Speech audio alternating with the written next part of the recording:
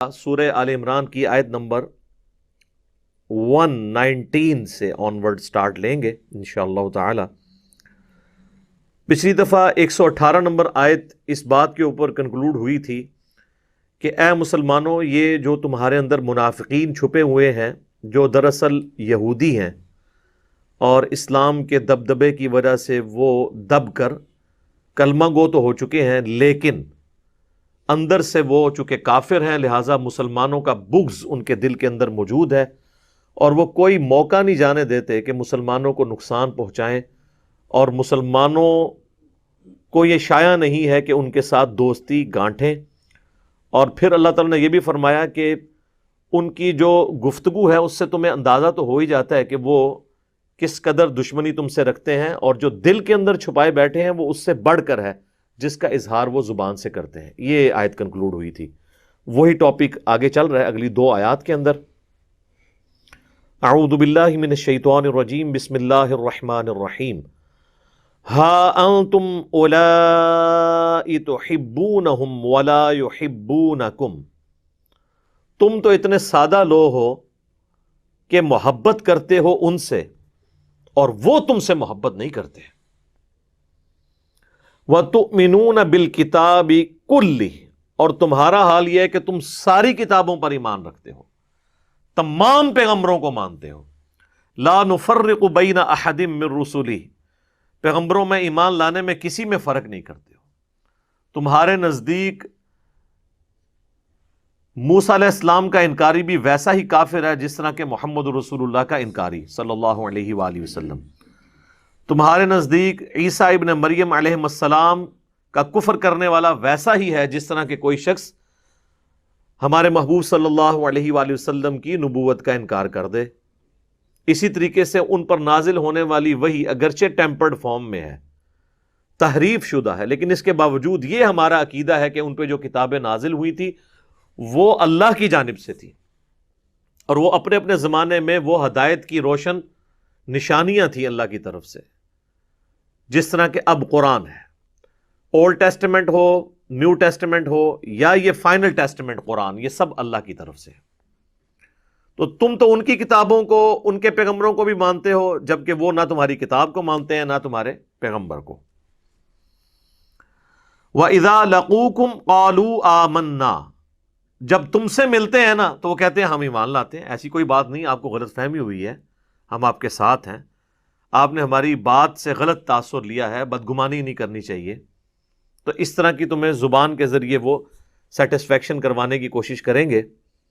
وَإِذَا خَلَوْا عَضُّوا عَلَيْكُمُ الْأَنَامِلَ مِنَ الْغَيْظِ، جب کہ وہ الگ جب ہوتے ہیں نا تو اتنا غصہ کرتے ہیں کہ اپنی انگلیاں جو ہیں اپنے دانتوں میں چباتے ہیں۔ یہ غصے کے اظہار کے لیے یہ چیز عرب میں استعمال کی جاتی تھی، اور یہ اس بے بس شخص کا غصہ ہوتا ہے جو اپنا غصہ نکال نہ سکتا ہو۔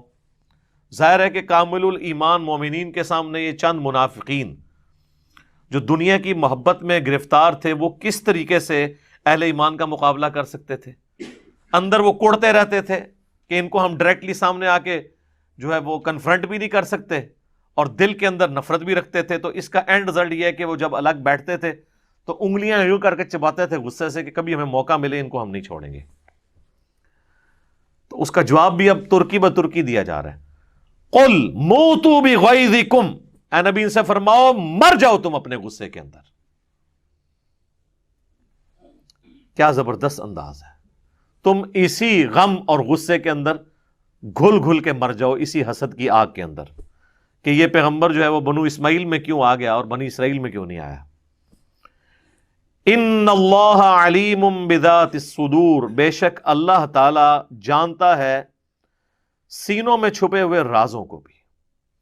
کوئی شخص سامنے جتنی مرضی ایکٹنگ کر لے، لیکن اللہ تعالیٰ کو یہ پتا ہے کہ یہ ایکٹر ہے یا واقعی یہ ایمان والا ہے۔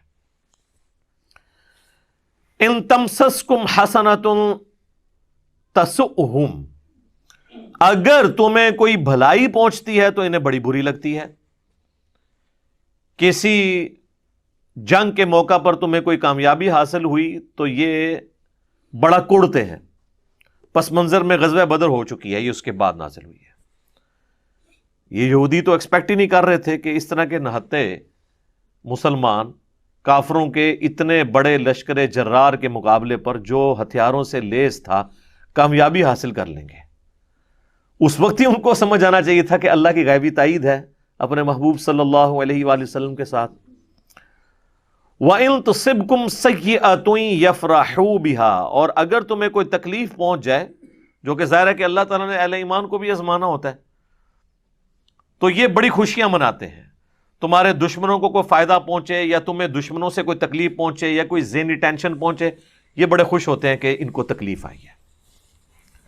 وَإِن تَصْبِرُوا، اب تمہاری روش کیا ہونی چاہیے کہ اگر تم صبر کی روش اختیار کرو گے، وَتَتَّقُوا، اور اللہ کا ڈر اور تقوی اختیار کرو گے، لَا يَضُرُّكُمْ كَيْدُهُمْ شَيْئًا، تو کوئی چیز بھی ان کی تمہیں نقصان نہیں پہنچا سکے گی۔ ان کا کوئی فریب، کوئی مکر، کوئی چال تمہیں نقصان نہیں پہنچا سکے گی اگر تم صبر کرو گے اور اللہ سے ڈرتے رہو گے۔ اللہ کی غیبی مدد تمہارے ساتھ ہوگی۔ ان اللہ بما یعملون محیط، بے شک اللہ تعالیٰ احاطہ کیے ہوئے ہے جو وہ اعمال کر رہے ہیں۔ اللہ تعالیٰ کی نظر میں ہے ان کے اعمال، وہ اللہ تعالیٰ کے دست قدرت سے باہر نہیں نکل سکتے۔